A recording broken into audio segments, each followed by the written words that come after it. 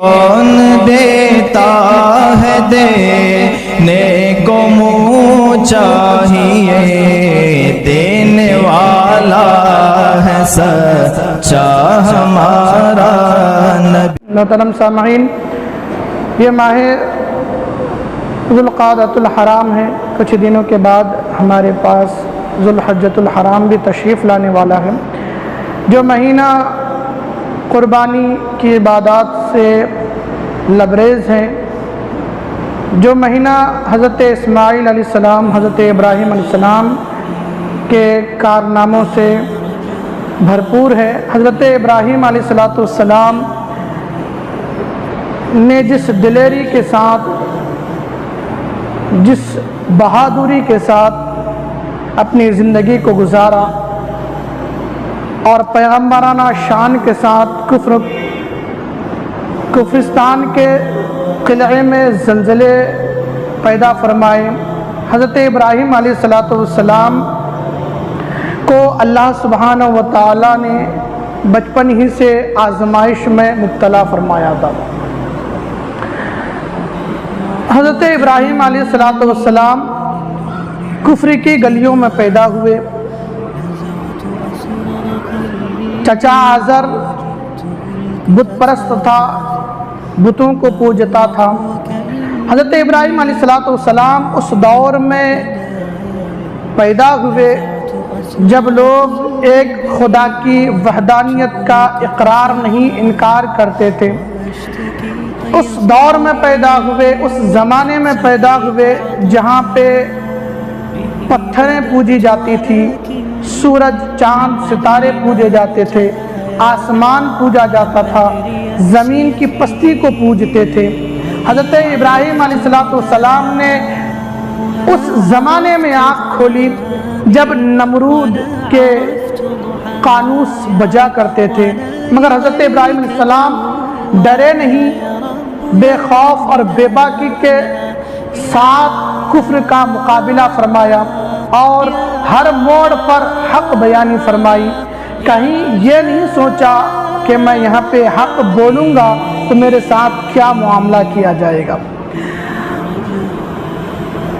اس وقت حضرت ابراہیم علیہ السلام، قرآن فرماتا ہے وَلَقَدْ آتَيْنَا إِبْرَاهِيمَ رُشْدَهُ مِن قَبْلُ وَكُنَّا بِهِ عَالِمِينَ، فرماتا ہے کہ حضرت ابراہیم علیہ السلام کو بالغ ہونے سے پہلے ہی دانائی، عقل، شعور اللہ نے دے دیا تھا۔ وہ اچھی اور بری چیزوں کی پہچان کر سکتے تھے۔ حضرت ابراہیم علیہ السلام جب بالغ ہوئے تو چچا آزر، ان کے ساتھ ہی کافر حضرت ابراہیم علیہ السلام کی بارگاہ میں آتے اور وہ کہتے، اور وہاں کا ایک معمول ہوتا تھا، ان کافروں کا، نمرود کے پجاریوں کا ایک معمول ہوتا تھا، جو ہر الگ الگ ٹائپ کے وہ لوگ صنم بنا رکھے تھے۔ استحان خانوں میں بہت سے معبود بت پرست جو کرتے تھے الگ الگ ٹائپ کے۔ اگر خزاں کا وقت ہے تو ان کے لیے الگ بت تھا، بہار کا موسم ہے تو اس کے لیے الگ بت تھا، بارش نہیں ہو رہی ہے، وہ بارش کروانی ہے تو اس کے لیے الگ بت تھا، رزق کی برکت کے لیے، رزق میں زیادتی کے لیے کس کے سامنے مانگنا، اس کے لیے الگ بت بنائے رکھے تھے، الگ الگ کوالٹیز کے، ہر موڑ پر الگ الگ چیزوں کے لیے الگ الگ بت تھا۔ ہر انسان ایک ایک چیز کے لیے الگ الگ بت بنائے رکھے تھے، اور ان کا معمول یہ تھا کہ سال میں کچھ ایسا وقت آتا تھا کہ 3 دن وہ لوگ اپنے شہر کو چھوڑ کر میدان میں جا کے رہتے تھے۔ وہاں پر شراب، زنا، عیاری، مکاری اور یہاں تک کہ بت پرستی تک ہوتی تھی اس میدان میں۔ 3 دن کا رہتا تھا سال میں، وہ لوگ کھل کر زندگی جیا کرتے تھے۔ حضرت ابراہیم علیہ السلام کے پاس آئے اور کہنے لگے کہ ابراہیم اب تم بھی ہمارے ساتھ چلو، ہم بھی جاتے ہیں میلے میں۔ حضرت ابراہیم علیہ السلام نے فرمایا کہ ویسے ہی میں تمہارے شہر میں رکھے ہوئے ان استحان خانوں میں جو اصنام رکھے ہیں، بت رکھے، میں ان سے ہی پریشان ہوں، اور تم اوپر سے مجھے میدان میں جا کر 3 دن گزارنے کے لیے کہہ رہے ہو، یہ مجھ جیسا انسان تو نہیں کر سکتا۔ اب یہ پورے واقعے کو ایک قرآن پاک میں صرف ایسے دو خاص ہیں جو پیغمبر ہیں جن کے واقعات کو اللہ نے تفصیل سے بیان فرمایا، ایک حضرت یوسف علیہ السلام، ایک حضرت ابراہیم علیہ السلام کے واقعات کو۔ اللہ سبحانہ و تعالیٰ سورہ صافات میں اللہ سبحانہ و تعالیٰ یہاں سے ارشاد فرماتا ہے، جب وہ لوگ گئے تو وہ لوگ جانے سے پہلے کیا کرتے تھے کہ اپنے بتوں کے سامنے آتے تھے، اپنے استحان خانوں میں آتے تھے، اپنے معبد میں رکھے ہوئے اصنام کے سامنے آتے تھے اور انواع اقسام کے مٹھائیاں رکھ کے جاتے تھے۔ ان کا یہ تھا، عقیدہ تھا ان کافروں کا کہ یہاں پہ جو رکھے جاتے ہیں اس میں برکتیں ہوتی ہے۔ وہ لوگ جاتے وقت معبد خانے میں استحان خانے میں آتے تھے، اصنام کے سامنے سر جھکاتے تھے، پھر جاتے تھے۔ جب واپس ریٹرن آتے تھے تو پھر وہ لوگ سب سے پہلے استحان خانوں میں، اصنام خانوں میں، بت خانوں میں آتے تھے، پھر وہاں پہ آ کے سجدہ ریز ہوتے تھے۔ ان کا یہ معمول تھا، یہ کافروں کا انداز ہے۔ اللہ کے حبیب نے ہمیں بھی ایک انداز دیا ہے کہ سرکار دو عالم صلی اللہ علیہ وسلم ساری زندگی جب گھر سے کہیں سفر کا اگر پلاننگ کرتے، سفر میں جانا ہوتا سرکار دو عالم صلی اللہ علیہ وسلم کو، تو سب سے آخری منزل مسجد کو رکھتے تھے، اور جب واپس تشریف لاتے تو سب سے پہلا مقام مسجد کو رکھتے تھے۔ یہ اللہ کے حبیب نے ہمیں طریقہ دیا۔ وہ بت خانوں میں جاتے ہیں، اللہ کے حبیب نے فرمایا کہ تم اللہ کے گھر مسجد میں جاؤ۔ سب سے پہلے گھر سے نکلتے مسجد میں آتے، 2 رکعت نماز نفل ادا کرتے، پھر سفر پہ نکلتے، جب واپس آتے تو پھر مسجد میں آتے، سب سے پہلے نماز نفل ادا کرتے، پھر اپنے گھروں کو جاتے تھے۔ یہ میرے نبی کریم صلی اللہ علیہ وسلم نے ہمیں ایک طریقہ دیا ہے۔ ان کافروں کا بھی یہی معمول تھا۔ تو حضرت ابراہیم علیہ السلام نے جب انکار فرما دیا، جب انکار کر دیا کہ میں ویسے ہی پریشان ہوں، بیزار ہوں تمہارے بتوں سے جو شہر میں آلریڈی رکھے ہوئے ہیں، ان سے میں آلریڈی بیزار ہوں، الٹا تم مجھے میدان میں 3 دن گزارنے کے لیے کہہ رہے ہو، یا مجھ جیسا انسان تو نہیں کر سکتا۔ پھر یہاں سے حضرت ابراہیم علیہ السلام کے واقعات کو اللہ نے تفصیل سے بیان فرمایا، اور فرمایا ہے فراغ الی آلہتہم فقال الا تأکلون۔ جب وہ لوگ انواع اقسام کے مٹھائیاں بتوں کے سامنے، اپنے معبودوں کے سامنے، اپنے اصنام کے سامنے رکھ کر وہ لوگ میدان کو گئے 3 دن کے لیے، تو پھر حضرت ابراہیم علیہ السلام نے بت خانے میں تشریف لے گئے۔ کہاں گئے؟ اصنام خانے، استحان خانے میں گئے، اور فرمایا فراغ الی آلہتہم فقال الا تأکلون، فرمایا اور ان کے جو معبود مانتے تھے ان کے سامنے جا کر فرمایا، مٹھائیاں دیکھی اور فرمایا کہ یار تم کھاتے نہیں ہو۔ بتوں کے سامنے جا کر حضرت ابراہیم علیہ السلام فرماتے ہیں کہ تم کھاتے نہیں ہو۔ پھر فرماتے ہیں ما لکم لا تنطقون، تمہیں کیا ہوا کہ تم بولتے بھی نہیں ہو؟ تمہیں کیا ہوا؟ تم بولتے بھی نہیں ہو۔ معاذ اللہ رب العالمین، حضرت ابراہیم علیہ السلام کا یہ سوچ نہیں تھی کہ یہ بت کھاتے ہیں، بس مذاقاً طور پر یہ ارشاد فرمایا تمہارے سامنے اتنے اچھی مٹھائیاں ہیں، تم کھاتے نہیں ہو۔ اور جب وہ کچھ جواب نہ دے پائے تو پھر فرمایا ما لکم لا تنطقون، اور تم بولتے بھی نہیں ہو۔ حضرت ابراہیم علیہ السلام نے جیسے ہی ان سے بتوں کے سامنے مسخرہ کرنا شروع کیا، ایک تمسخر کیا، مذاق اڑایا بتوں کا، تو جب وہ جواب نہ دیا، جواب دیتے بھی کیسے جب جاندار ہے ہی نہیں، تو جواب دیتے بھی کیسے؟ ما لکم لا تنطقون، تم بولتے بھی نہیں۔ جیسے ہی یہ بات کہنا تھا، حضرت ابراہیم علیہ السلام جلال میں آ جاتے، اور اتنا جلال میں آتے جس کو اللہ نے قرآن میں فرمایا ہے فراغ علیہم ضربا بالیمین، اتنے جلال میں آ گئے جب جواب نہ ملا تو اتنے جلال میں آ گئے کہ اپنے سیدھے ہاتھ میں کلہاڑا اٹھایا، اور جتنے بھی بت تھے، جتنے بھی اصنام تھے وہاں پہ، سب کو توڑ کر رکھ دیا۔ کسی کا کان کاٹ دیا، کسی کے ہاتھ کاٹ دیے، کسی کا پیٹ چاک کر دیا، اور وہ جو بت بنے ہوتے تھے پہلے کے دور میں، سونے کا، چاندی کا، پتھر کا، لکڑی کا، تانبے کا، جو مہنگی چیزیں ہوتی تھی اس سے بنائے جاتے تھے۔ اللہ کے حبیب جو اللہ کے پیغمبران شان سے اپنے ہاتھ میں کلہاڑی اٹھا کر پورے جتنے بھی چھوٹے بت تھے تمام کو توڑ کے رکھ دیا، اور حضرت ابراہیم علیہ السلام نے جو بڑا بت تھا، حضرت ابراہیم علیہ السلام نے کلہاڑا اٹھایا اور اس بڑے بت کے کندھے پہ رکھ دیا۔ جب وہ لوگ واپس آئے، وہ لوگ جب 3 دن کے بعد ان لوگوں کو جلدی تھی، وہ لوگ واپس آئے، فَأَقْبَلُوا إِلَيْهِ يَزِفُونَ، تو وہ لوگ جلدی واپس آ گئے۔ قَالَ أَتَعْبُدُونَ مَا تَنْحِتُونَ، کہا کیا تم ان کی عبادت کرتے ہو؟ جب واپس آئے تو اللہ کے حبیب اللہ کے پیغمبر حضرت ابراہیم علیہ السلام یہاں سے جب وہ حالات دیکھی کہ ٹکڑے ٹکڑے پڑے ہوئے ہیں، وہ لوگ غضبناک ہو گئے۔ میٹنگ بٹھائی، میٹنگ بٹھانے کے بعد وہ لوگ آپس میں باتیں کرنے لگے کہ یہ کس نے کیا ہے، یہ کس نے کیا ہے، اور وہ لوگ یہ اپنے بتوں سے بڑی امیدیں رکھتے تھے۔ تو اس وقت ایک ہی واحد شخص تھا جو اللہ کی وحدانیت پر کھڑا تھا، وہ حضرت ابراہیم علیہ السلام تھے۔ وقت کا بادشاہ بھی کافر، وزراء مشیر جتنے بھی تھے سب کافر، اتنے ہونے کہ اپنا کوئی بھی چاہنے والا نہ تھا سوائے حضرت ابراہیم علیہ السلام۔ خدا کا ایک ماننے کے علاوہ، ایک بندے کے علاوہ کوئی نہیں تھا وہاں پہ۔ سب کوئی بتوں کو پوجتے تھے، کوئی پتھر کو پوجتے تھے، کوئی آسمان کو، کوئی زمین کو، کوئی چاند ستاروں سمندروں کو پوجا کرتے تھے۔ اب دیکھا کہ وَتَاللَّهِ لَأَكِيدَنَّ أَصْنَامَكُمْ بَعْدَ أَن تُوَلُّوا مُدْبِرِينَ، تو اس کو بیان کیا اللہ نے، جو حضرت ابراہیم علیہ السلام کے جو غضبناک اور کیفیت تھی، اللہ سبحانہ وتعالیٰ نے قرآن میں پورا عطا فرمایا۔ اس کے بعد اللہ کے حبیب، جو اللہ کے پیارے پیغمبر حضرت ابراہیم علیہ السلام، پھر اس کو قرآن اٹھاتے ہیں فَجَعَلَهُمْ جُزَازًا إِلَّا كَبِيرًا لَهُمْ لَعَلَّهُمْ إِلَيْهِ يَرْجِعُونَ، تمام بتوں کو توڑ کے رکھ دیا سوائے ایک بڑے بت کے۔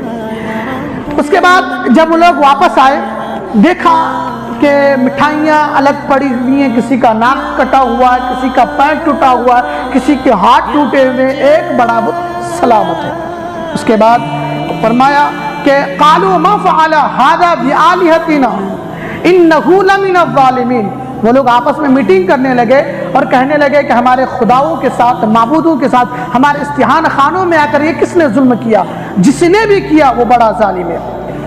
یہ آپس میں میٹنگ کر رہے تھے، میٹنگ میں یہ بات ہوئی کہ کون ہے ایسا کرنے والا، تو کچھ لوگ اٹھے، کہا قالوا سمعنا فتى يذكرهم يقال له ابراہیم، کچھ لوگ اٹھے اور کہنے لگے کہ ایک ہے شخص، ایک نوجوان ہے جس کا رویہ، جس کی سوچ، جس کے خیالات ہمارے بتوں سے میل نہیں کھاتے، جو ہمارے بتوں کی جو تعریف ہوتی ہے وہ خیر کے ساتھ نہیں کرتا، ہمارے بتوں کا نام خیر کے ساتھ نہیں لیتا، اس شخص کا نام ابراہیم ہے۔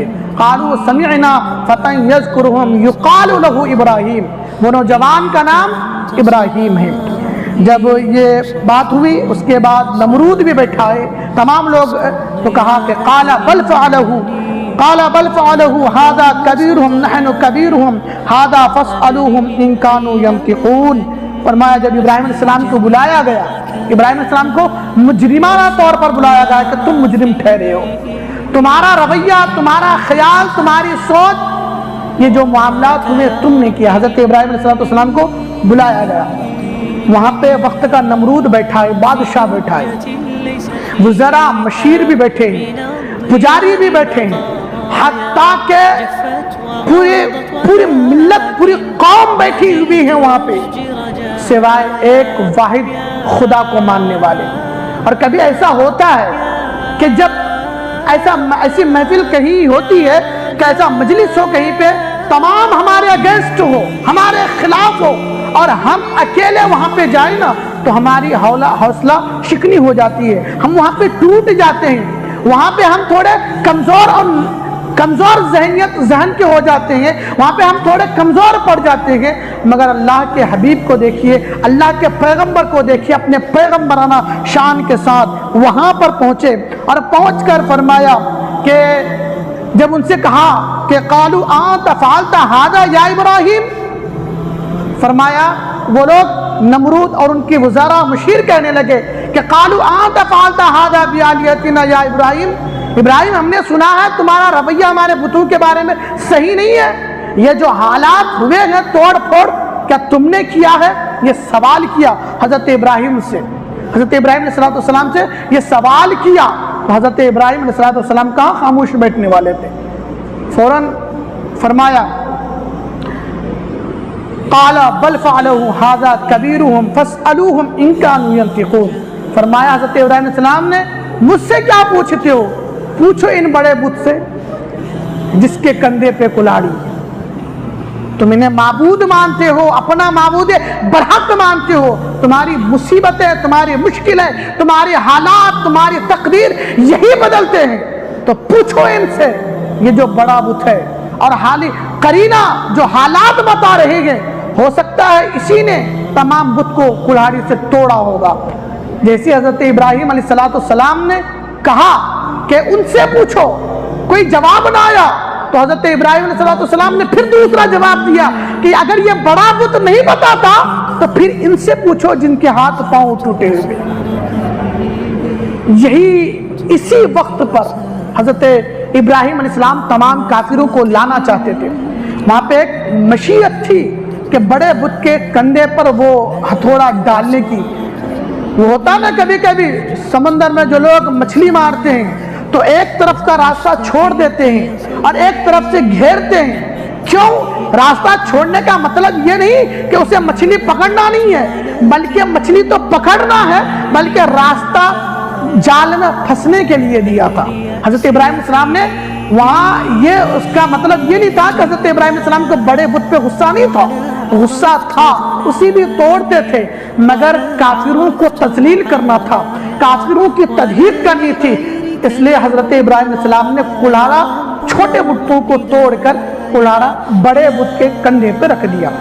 اب یہاں پہ جو آئے اس کے بعد جب حضرت ابراہیم علیہ السلام تشریف لائے تو کہا قال بل فعلهم هذا كبيرهم، پوچھو ان بڑے بت سے، شاید اس نے ہی توڑا ہوگا ان کے ہاتھ پاؤں کو، کیونکہ یہ اکیلا معبود بننا چاہتا ہے، یہ اکیلا ہی خدا رہنا چاہتا ہے، اس نے اس لیے توڑا ہوگا کہ تم نے ہماری خدائی میں شریک کیوں ہوا، لوگ مجھے خدا مانتے، تم لوگ آئے ہو تمہیں بھی لوگ خدا مان رہے ہیں، اس لیے شاید اسے پسند نہ آیا ہوگا، اس لیے تمام چھوٹے بتوں کو توڑ دیا۔ حضرت ابراہیم علیہ السلام نے یہ پہلا وار کیا تھا نمرود کے سامنے کھڑے ہو کر کہ پوچھو بڑے بت سے۔ جب کوئی جواب نہ ملا تو فرمایا جب یہ جواب نہیں دیتے مارنے والا تو پھر مار کھانے والے سے پوچھو، کم سے کم یہ تو بول سکتے ہیں نا کس نے مارا ہے۔ تو اب یہ جو لجاجت، جو ایک ہیبت تھی، اور ان کے سامنے نمرود کے دل میں اور نمرود کے حواریوں کے دل میں، پجاریوں کے دل میں جو غصہ تھا، ان دو الفاظ نے ان کے غصے کو ٹھنڈا کر دیا۔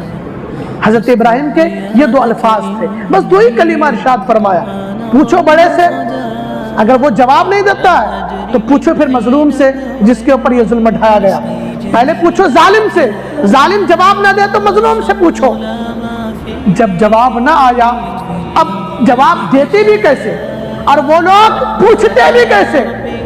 جیسے حضرت ابراہیم علیہ السلام نے یہ ابھی پوچھا ہی تھا تو اللہ سبحانہ وتعالیٰ قرآن نازل فرماتا ہے، قرآن میں فرماتا ہے فَرَجَعُوا إِلَىٰ أَنفُسِهِمْ فَقَالُوا إِنَّكُمْ أَنْتُمُ الظَّالِمُونَ۔ یہ دو الفاظ نے لوگوں کے دل پہ اتنا اثر کیا، اتنا اثر کیا کہ لوگ اپنے ضمیر کی طرف پلٹ گئے، اپنے ضمیر کی طرف پلٹے۔ کتنا بھی انسان بڑا کافر ہو، ظالم ہو، ضمیر تو ہوتا ہے، کہتے ہیں ضمیر مر گیا، ہر انسان کا ضمیر مرتا نہیں، ضمیر جاگا ہوا ہوتا ہے، کبھی نہ کبھی وہ انسان کو اس کی حالت میں لاتا ہے، پلٹ کر سوچنے پہ مجبور کرتا ہے۔ جیسے حضرت ابراہیم علیہ السلام نے کہا پوچھو بڑے سے، یہ جواب نہیں دیتے ہیں تو پوچھو مظلوم سے۔ اب پجاریوں کے پاس کوئی جواب ہی نہیں تھا، پوچھتا بھی کیسے؟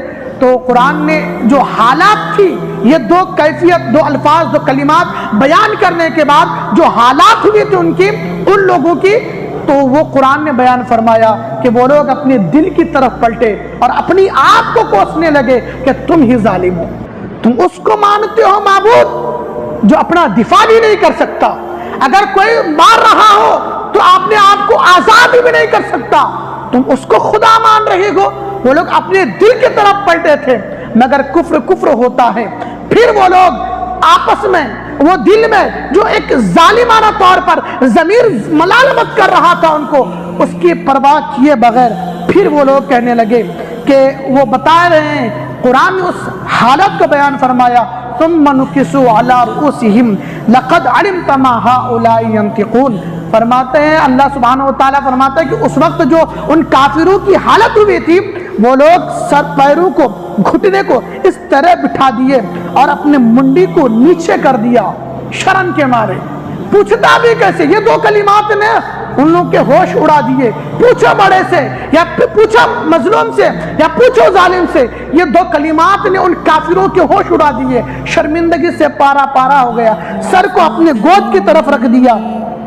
اب جب بلانے گئے تھے حضرت ابراہیم علیہ السلام کو، جب حضرت ابراہیم علیہ السلام دربار میں آئے تھے تو لہجے میں مغرور پنا تھا، تکبرانہ انداز تھا. کہا تھا قالوا انت فعلت هذا بآلهتنا یا ابراہیم، ابراہیم تم نے میرے بتوں کے ساتھ ایسا کیا. یہ غضبناک اور یہ غصے والی کیفیت تھی. جب حضرت ابراہیم علیہ السلام نے یہ دو کلمات کہی نا، شرمندگی سے سر نیچے ہو گیا اور کہا کہ قال افتعبدون من دون اللہ ما لا ينفعكم شيئا ولا يضركم. جیسی وہ لوگ سر نیچے کیے، اب جو الفاظ میں، کلمات میں، گفتگو میں جو مغرور پن تھا شروع میں کچھ دیر پہلے، اب لجاجت والے انداز میں کہتے ہیں ما لکم لا تنطقون. ابراہیم تو جانتا ہے یہ بیچارے بولتے نہیں. ابراہیم جو الفاظ یہ دیکھیے جب لائے گئے تھے تکبر تھا نمرود کی اور نمرود کی حواریوں کی کلمات میں، گفتگو میں. ابراہیم تم نے یہ کام کیا. جب یہ دو کلمات اللہ کے پیغمبر نے پیغمبرانہ شان سے ارشاد فرمایا تو پھر وہ لوگ سر کو جھکا دیے شرمندگی ندامت سے، اور اس کے بعد جھکاتے ہوئے کہتے ہیں یا ابراہیم تو جانتا ہے یہ بیچارے بولتے نہیں. اب یہ بولنا تھا.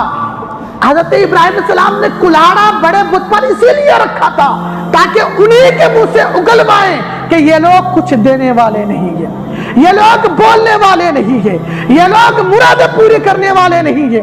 حضرت ابراہیم علیہ السلام اس مقام پہ لانا چاہتے تھے. یہ حکمت تھی وہاں پہ، اس لیے بڑے بت کے کندھے پہ کلاڑا رکھا تھا.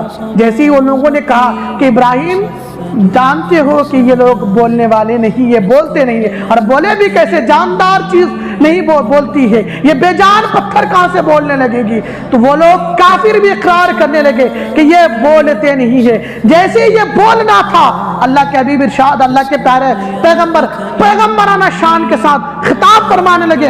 اگلا جملہ یاد رکھے گا حضرت ابراہیم علیہ السلام کا، فرماتے ہیں قال فتعبدون من دون اللہ ما لا ينفعكم شيئا ولا يضركم. فرماتے ہیں کیا تم اللہ کے سوا اسی کو پوجتے ہو؟ اللہ کے سوا کیا اسی کو پوجتے ہو جو تمہیں نفع دے سکتا ہے نہ تمہیں نقصان پہنچا سکتا ہے؟ نہ تمہیں نفع دے سکتا ہے نہ تمہیں نقصان پہنچا سکتا ہے. پھر اگلا جملہ اللہ کے پیارے پیغمبر نے ارشاد فرمایا تھا اف لکم ولما تعبدون من دون اللہ ما لا افلا تعقلون. فرماتے ہیں حضرت ابراہیم علیہ السلام جب یہ بولتے نہیں ہے تو اف ہے، تف ہے، لعنت ہے تیری زندگی پر کہ پھر ایسے بے زبانوں کی تو یعنی عبادت کرتا ہے. لعنت ہے پھر تمہارے اوپر کہ تم ایسے معبودوں کو اپنا برحق سمجھتے ہو. لعنت ہو تمہاری زندگی پر، ایسے پتھروں کو، ایسے اصنام کو، ایسے مورتیوں کو تم پوجتے ہو. حضرت ابراہیم علیہ السلام کا یہ جو کلمات تھے ان کے دل چھلنی کر رہے تھے. اتنا چھلنی کلہاڑی سے ان کے اصنام کیوں نہیں ہوئے تھے جتنا حضرت ابراہیم کے جو کلمات تھے گفتگو سے ان کے دلوں پہ اثر ہو رہا تھا. اب کوئی الفاظ نہیں تھا، کوئی جملے نہیں تھے، کوئی بات کرے تو کرے کیا، کوئی جواب دے تو جواب دے کیا، جواب ہی نہیں تھا.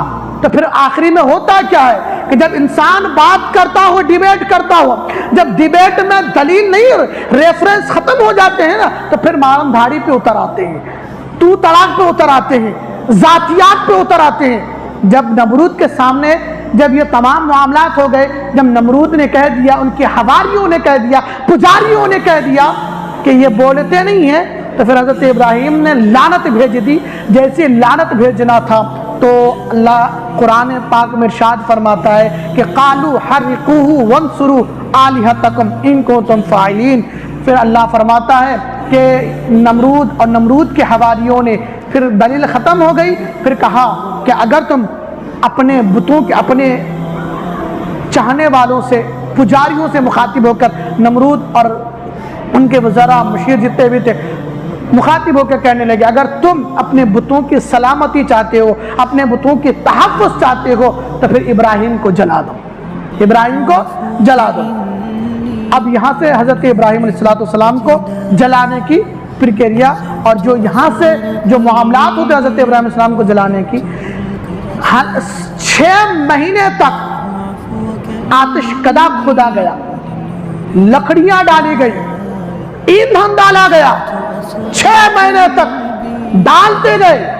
اور علماء یہاں تک فرماتے ہیں کہ لوگ منتیں مانگتے تھے کہ میرا فلاں کام ہو جائے گا تو میں اس آتش کدے میں ایندھن ڈالوں گا، لوگ منتیں مانگتے تھے، منتیں پوری ہو جاتی تھی، وہاں پہ جا کر لکڑیاں ڈال آتے تھے۔ اس طریقے سے 6 مہینے تک آگ کو بھڑکایا گیا، اور آگ بھی چھوٹی موٹی آگ نہیں، اور آگ جب لگائی گئی تو پھر آسمان سے باتیں کرنے لگی ہے۔ اور اگر اتنی بڑی آگ لگائی گئی، اتنی بڑی آگ، ایک انسان کو مارنے کے لیے ایک تلوار کی ضرب ہی کافی ہے، اگر وہ چاہتے ہیں تو ایک تلوار سے ہی حضرت ابراہیم علیہ السلام کو شہید کر سکتے تھے، مگر ان لوگوں کا ایک خیال تھا کہ ہم ابراہیم کو عبرتناک موت دیں گے، مگر اسے کیا پتا تھا اللہ سبحانہ و تعالیٰ نے حضرت ابراہیم کو شہید ہونے کے لیے نہیں، اسلام کی سر بلندی کے لیے پیدا فرمایا تھا۔ حضرت ابراہیم علیہ السلام کو آگ جلایا گیا، افق سے اگر کوئی بھی پرندہ گزرتا کئی میل دور سے تو وہ جل کے راکھ ہو جاتا، اتنی اونچی آگ لگائی گئی۔ اب اس میں ابراہیم علیہ السلام کو ڈالے تو ڈالے کیسے؟ جب پرندہ اتنی اوپر سے جائے جل کر راکھ ہو جائے تو آدمی جائے کیسے اس کو ڈالنے کے لیے؟ تو پھر منجنیق بنائی گئی، منجنیق کے طور پر حضرت ابراہیم علیہ السلام کو باندھا گیا، حضرت ابراہیم علیہ السلام کو رسیوں سے جکڑا گیا، ہاتھ پاؤں باندھے گئے، پھر حضرت ابراہیم علیہ السلام کو گول گھما گھما کر پھر ایندھن میں ڈالا گیا۔